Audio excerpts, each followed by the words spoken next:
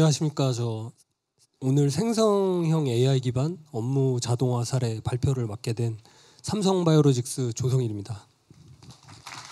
일단은 뭐 앞에서는 브리티 오토메이션에 대한 기술적인 얘기도 많이 해주셨고, 또 뭐 레그가 굉장히 중요하다. 그래서 뭐 로드, 스플릿, 그 다음에 인베딩, 뭐 이런 것들에 대해서 많이 공유를 해주셨는데, 저희는 이제 실제로 적용한다는 건 사실 기술적인 내용하고는 굉장히 좀 실제로 다르다라고 아마 다 느끼고 계실 것 같습니다. 먼저 이제 백그라운드, 실제로 적용하는 것들은 어떤 것인지에 대해서 한 반 정도 설명을 드릴 거고요. 그러면 실제로 우리가 프로젝트를 기술하고 현재 저희 도메인 날리지와 어떻게 온라인에서 적용을 했는지를 말씀드리고, 늘 회사에서 중요한 저희가 이 프로젝트 젠 AI를 회사에 도입하는 이유나 목표에 대해서 어떤 효과가 있었는지 간단하게 말씀을 드리면서 저희가 실제로 사례에서 경험하면서 느꼈던 그런 추가적인 고려사항, 스트래티지, 롱텀 골 이런 것들을 좀 공유 드릴 수 있을 것 같습니다. 아마 모든 분들이 느끼고 계실 텐데요. 먼저 제가 젠 AI를 삼성바이오로직스에서 책임지면서 업무를 하면서 느끼는 생각에 대해서 먼저 간단히 공유를 드리겠습니다.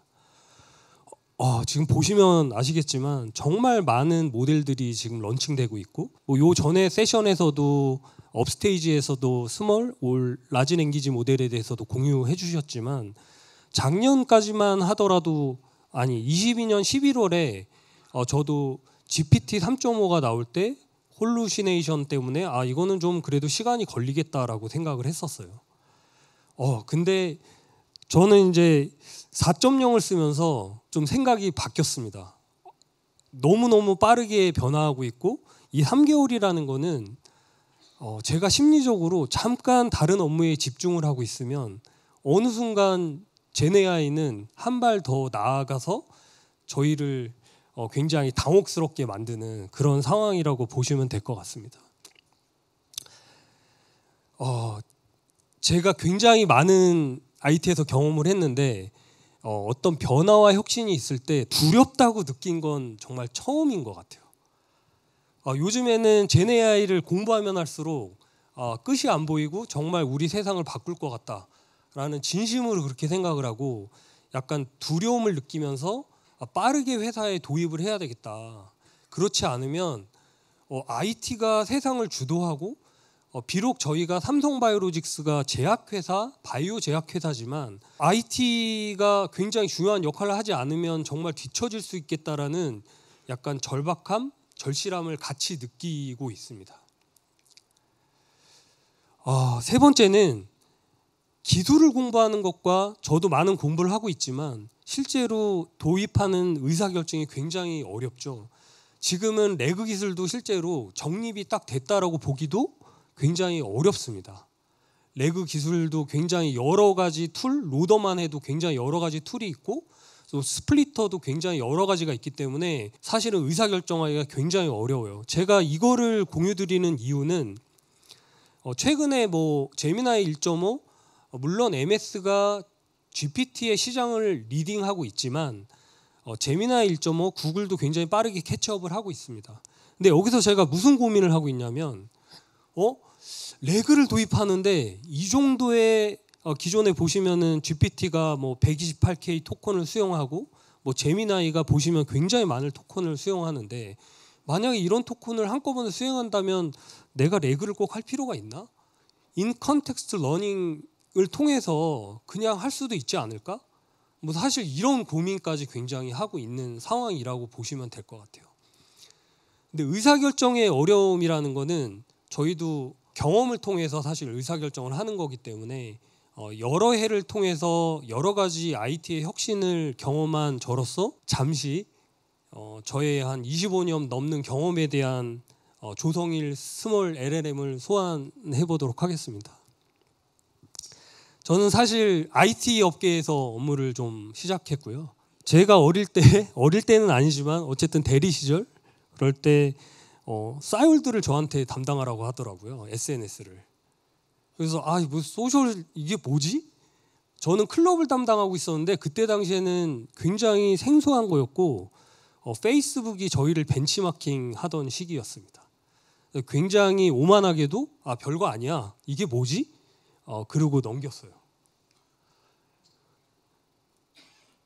근데 조금 지나고 보니까 스마트폰하고 그 다음에 클라우드라는 게 굉장히 유행을 하는데, 저는 사실 IT 엔지니어였기 때문에 인스턴스 원래 있었던 거다, DB 크리에이션 하면 되는데 그냥 관리 소프트웨어 아니야? 라고 생각을 했었어요. 실제로 물론 스마트폰 생태계는 굉장히 혁신적이었기 때문에 굉장히 많이 느꼈지만, 아마존 AWS는 사실은 저는 별거 아니다라고 사실 생각했습니다.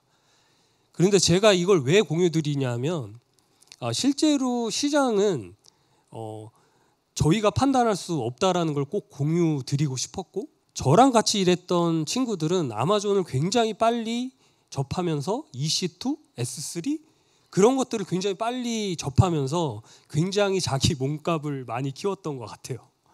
그래서 이런 흐름에 몸을 맡겨야 된다, 그런 거를 꼭 공유드리고 싶었습니다. 물론 AI가 얼마나 중요한지 잘 느끼시겠지만, 그냥 느끼는 게 아니라 실제 그 안에 들어가서 기술과 함께 빨리 적용하고 빨리 도전해야 된다, 그런 말씀을 드리기 위해서 이런 사항을 말씀드리는 거고, 아시겠지만 이러한 모든 역사적 흐름은 현재 AI와 굉장히 밀접하게 연관돼 있다는 걸 잘 다 아실 거라고 생각합니다.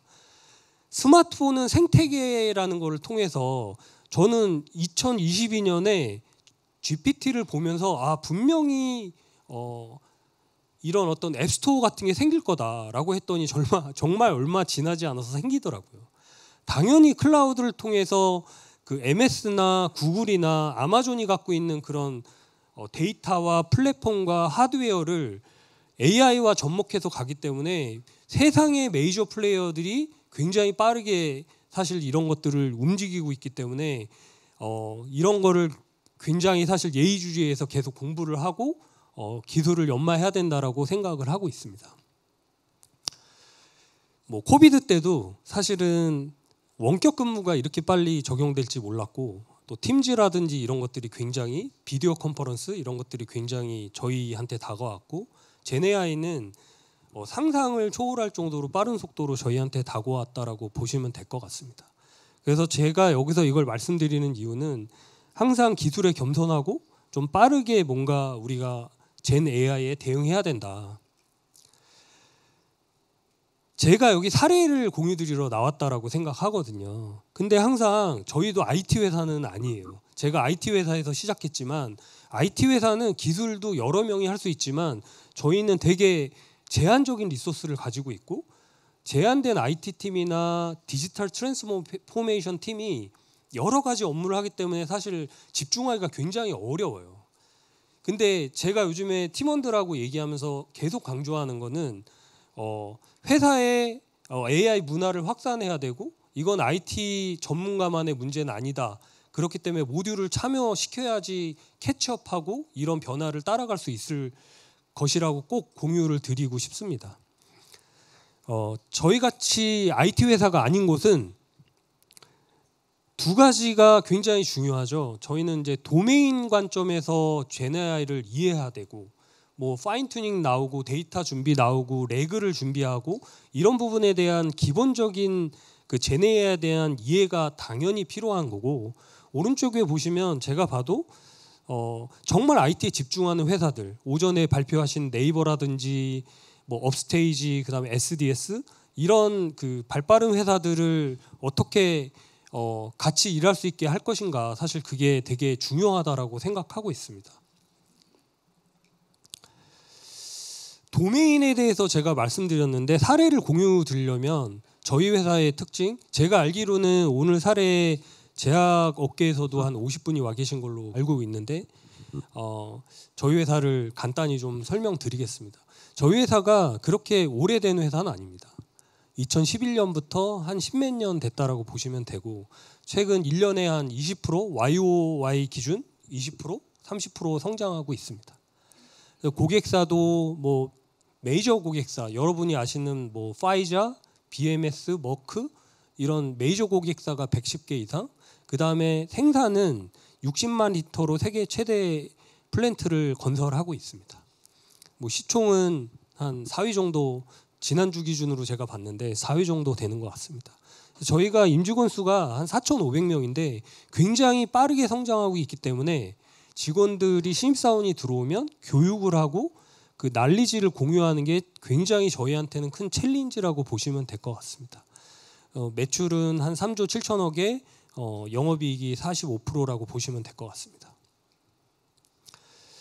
바이오가 일반 생각하실 때 타블릿 그냥 화학약품을 생각하실 수 있는데 저희는 그 주사 맞는 액체 이런 바이오 살아있는 세포를 배양해서 그것들을 저희가 사용할 수 있는 형태로 정제를 하고 그 다음에 아마 그 저희 모더나 때 보셨겠지만 이런 바이알 병원에 가서 보실 수 있는 이런 형태의 바이알로 충전을 하고 그런 것들의 품질을 분석하고 안정성을 확보해서 뭐 규제기관으로부터 승인을 받는 이런 프로세스로 업무를 진행하고 그게 저희한테 되게 중요한 이슈라는 것을 일단 말씀드립니다. 그러면 사례를 공유 드리기 이전에 제가 도메인에 대한 기본적인 상황을 공유 드렸고 저희의 페인 포인트를 간단히 이제 말씀을 드리겠습니다. 다른 사람하고 다르게 제가 IT에 있었을 때는 매뉴얼이 약간 지금은 어떤지 모르겠습니다. 제가 있었을 때는 매뉴얼을 업데이트하고 관리하는 게 사실은 굉장히 어려운 일이었어요. 왜냐하면 먼저 프로그램을 하고 매뉴얼은 뭐 2년에 한 번, 3년에 한 번 그냥 업데이트를 하는 거죠. 그러면 그거에 대한 신뢰성 확보나 이런 거는 담당자 말고는 모르는 게 일반적으로 제가 아는 IT 산업이고 저희 산업은 반드시 스탠다드 오퍼레이션 프로시저에 의해서 규정된 내용을 준수하고 따라야 하는 그런 산업입니다. 그래서 저희는 SOP라는 게 굉장히 많아요. 그리고 품질 관점에서도 제조업에서도 계실 거고 그 다음에 예를 들어서 뭐 IT에도 계실지만 IT나 매니팩처링은 결과적으로 좋은 품질이 나오면 되지만 저희 산업은 좋은 품질이 나왔어도 절차를 위반하면 그 약을 쓸 수가 없습니다. 이게 근본적으로 굉장히 중요한 좀 차이라고 말씀을 드릴 수 있고요. 그만큼 저희한테 SOP라는 게 다큐먼트가 굉장히 중요하다라고 말씀을 드릴 수 있을 것 같습니다. 아까 말씀드린 대로 저희는 이제 주기적으로 FDA나 EMA, 그 다음에 주요 고객사, 말씀드린 대로 뭐 파이자라든지 여러 메이저 고객사들한테 주기적으로 인스펙션을 받고 오디트를 받습니다. 아, SOP대로 잘 준수하면서 업무를 하고 있는 거 맞나? 아, 품질은 스코프 안에서 잘 준수하면서 우리가 안전하게 이 약을 페이션트한테 전달해도 되는가? 이런 부분을 지속적으로 인스펙션 한다라고 보시면 될 것 같습니다. 이런 부분이 만약에 이제 문제가 생기게 되면 당연히 이제 워닝 레터라는 걸 저희가 받게 됩니다. 그럼 생산이 중단되고 저희는 사실 신뢰가 생명이고 사람의 생명을 다루는 산업이기 때문에 저희 모토도 드리븐 폴 라이프라고 사람의 생명 그다음에 그런 것들을 지키기 위한 사명감을 가지고 업무를 하고 있다라고 보시면 될 것 같습니다. 제가 이 말씀을 드리는 건 SOP가 그만큼 저희한테 좀 중요하다. 그거를 꼭 딜리버리 하고 싶었습니다. 그럼 이제 간단히 프로젝트에 대해서 어떻게 수행했는지 아마 오전에 공유받으신 내용하고 굉장히 흡사할 거라고 생각합니다. 저희가 이제 FDA 쪽에서 이게 프로세스를 먼저 옵티마이즈 한다는 건 아시겠지만 그 모든 산업은 프로세스 옵티마이제이션이 궁극의 IT의 약간 목표 같거든요. 정말 많은 절차를 어떻게 줄이냐. 그게 오토메이션이 그 일부인 거고 항상 에지이즈 프로세스를 정리해야 되는 게 이제 방향이라고 보시면 되고 저희가 FDA에서 감사단이 오면 담당자를 섭외해서 일반 기존에 있던 구글 검색 같은 검색을 해서 정리를 해서 실사 대응을 했던 게 기존의 프랙티스라고 보시면 될 것 같습니다. 근데 이번에 저희가 파일럿 구축을 하면서 적용을 시작했고 앞으로도 더 강화하게 될 투비 프로세스는 감사단이 질문하면 저희가 렉을 통해서 추출을 하고 LLM에서 정의를 하고 밸리데이션을 해서 현장에서 정보를 빠르게 대응을 하면 당연히 고객사나 저희 규제기관으로부터 신뢰를 얻을 수 있고 굉장히 업무도 굉장히 옵티마이즈 되고 심플리파이 될 거라고 생각하고 있습니다.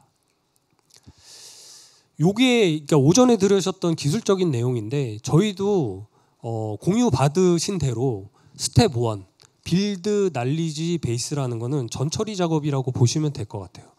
저희 산업은 SOP가 다큐먼트 형태로 절차가 정리되어 있는데 SOP 다큐먼트를 당연히 인베딩해서 벡타DB에 넣어야 사실 LLM하고 융합해서 쓸 수 있기 때문에 인터널 날리지 그러니까 실제로 외부에 저희가 LLM을 쓰기가 어렵잖아요. 그럼 레그 데이터 저희가 갖고 있는 데이터는 학습되어 있지 않기 때문에 벡타DB에 먼저 인베딩해서 저장하는 전처리 작업을 먼저 수행했다라고 보시면 될 것 같습니다. 그리고 오전에 제가 들었을 때 전처리가 굉장히 어려운데 로드하고 스플릿이 굉장히 어렵다라고 말씀하셨잖아요.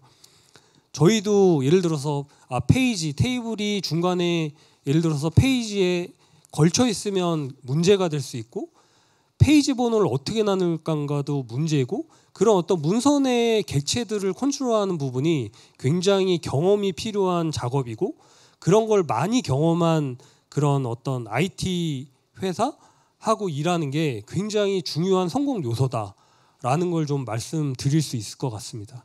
그러면 이제 벡타DB에 들어가면 그 다음에는 브리티 오토메이션과 연결된 챗봇으로 이제 사용자가 퀘스천을 주면 벡타DB 가서 이제 당연히 질의를 벡타DB라는 건 아시겠지만 유사한 질문에 해당되는 부분을 벡타로 찾아서 위치 정보로 찾아오는 DB라고 보시면 될 것 같고 그래서 LLM에 다시 물어보고 그런 부분들을 리슨 파스를 받는 오전에 들으신 내용의 프로세스로 저희도 동일하게 구축을 했습니다.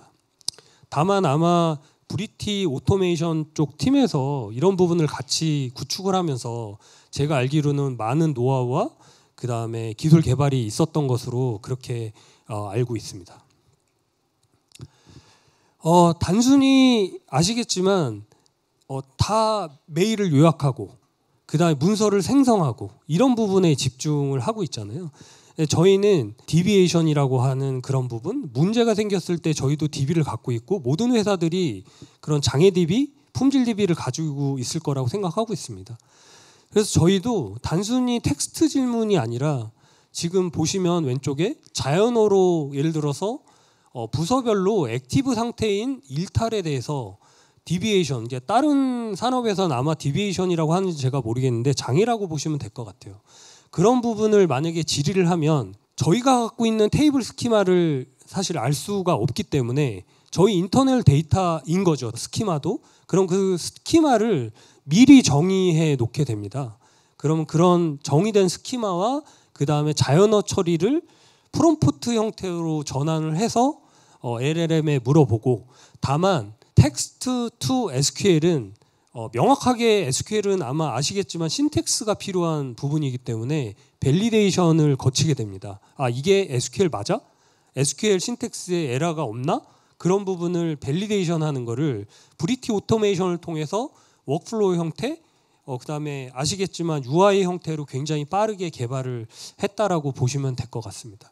그러면 당연히 저희 DB에 최종적으로 SPL 인터널이라고 되는 부분 밸리데이션된 SQL 쿼리문이 실행돼서 데이터베이스에 질의를 하면 리스판스를 해주는 그런 상황이라고 보시면 될 것 같습니다. 실제로 구현을 해봤는데 이 부분은 개발도 추가로 많이 필요하고 사람들이 질문하는 거에 대해서 객체나 오브젝트나 DB와 연관성을 지속적으로 업데이트 해줘야 실제로 품질이 굉장히 높게 저희가 쓸 수 있는 형태로 업데이트 된다라고 보시면 될 것 같습니다.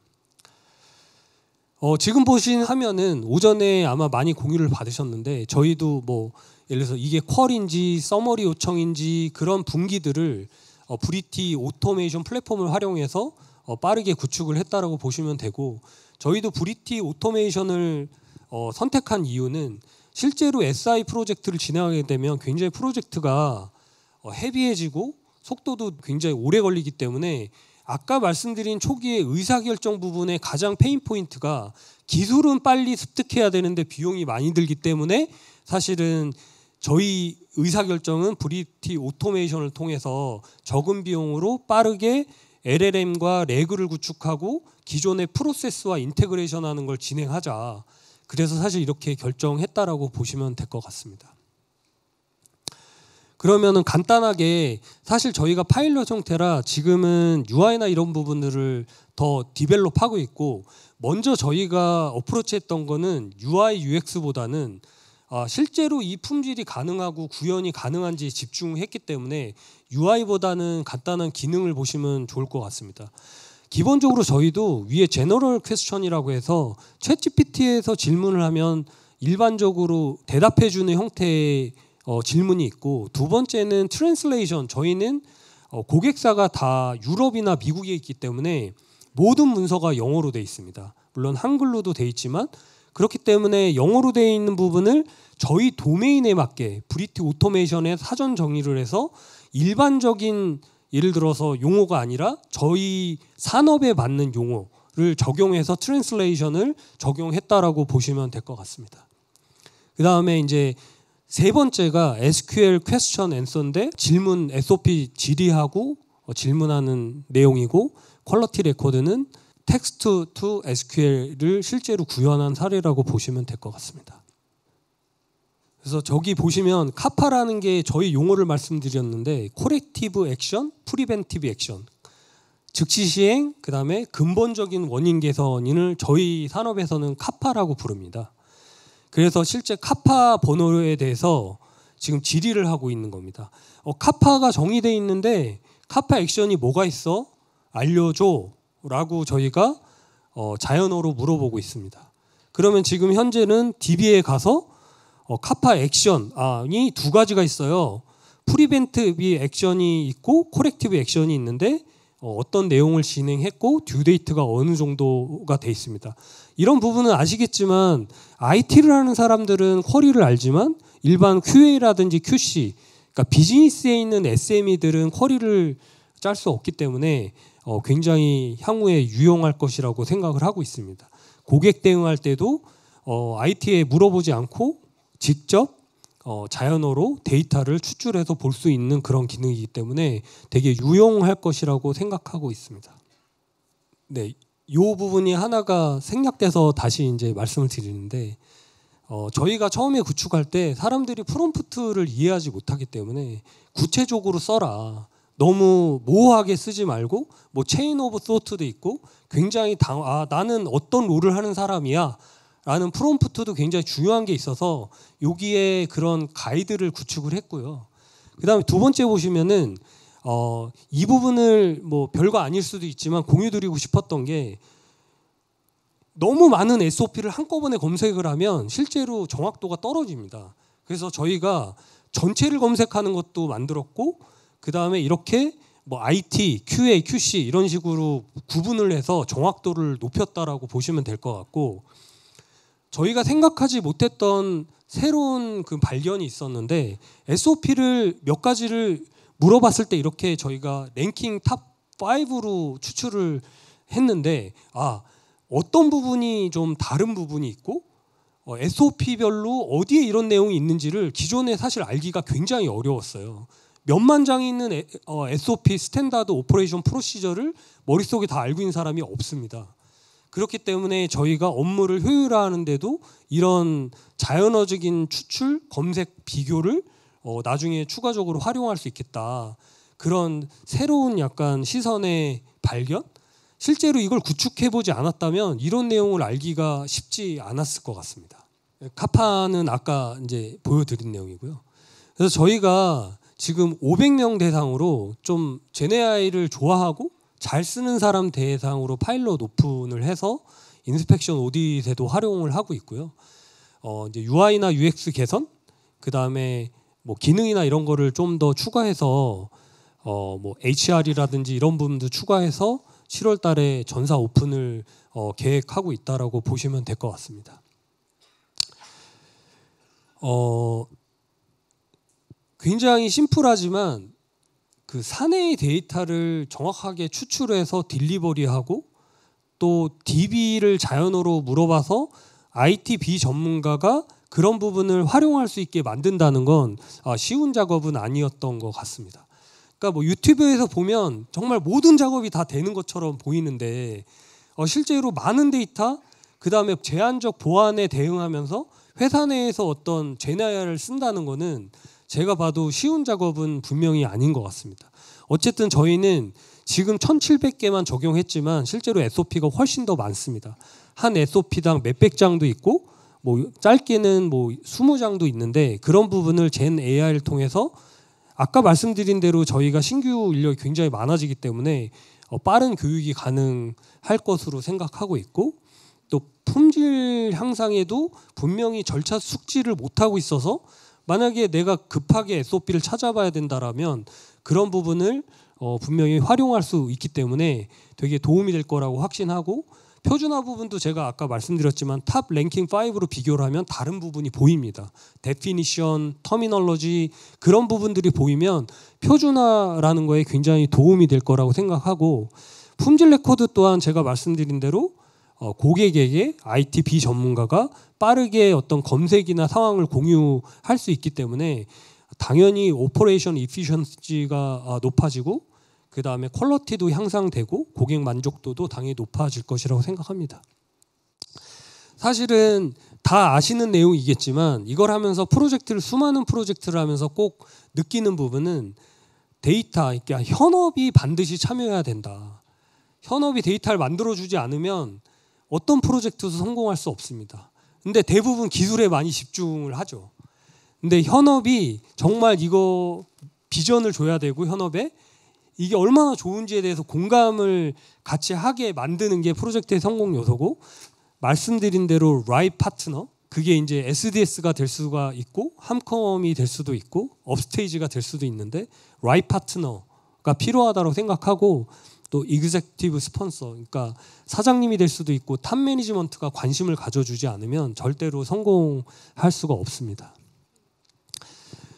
이 부분은 제가 공부하면서 다른 데서 보지 못한 부분, 제가 느낀 부분을 꼭 공유드리고 싶었습니다. 저희는 새로운 기술 생성하는 데만 집중하고 계시는데 저희가 그 생산성이 높아져서 더 많은 문서가 생기면 어떤 일이 발생할까요?